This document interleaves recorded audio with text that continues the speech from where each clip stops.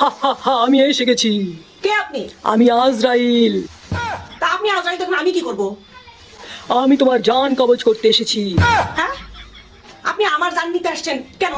হ্যাঁ, কি জন্য আপনি আমার জান নিতে আসছেন? আপনি যদি এখন আমার জানটা নিয়ে নেন, এই যে আমার পুরো সংসার, সামনে ঈদ, দুনিয়ার কাজ, থালা বাসন মাজা, ঘরের কাজ বা প্রত্যেকটা ঘরের কাজ কে করবে? আপনি করে দিবেন? আপনি তো করে দিবেন না। কি জন্য আপনি আমার জানের পিছে পড়ে আছেন? হ্যাঁ, জান কি আছে? মেয়ে মানুষের জান থাকে? হ্যাঁ, অর্ধেক তো শেষ। আজকাল তো জীবনটা তো শেষ। এই শেষ জিনিস আপনাদের নিতে আসা লাগবে?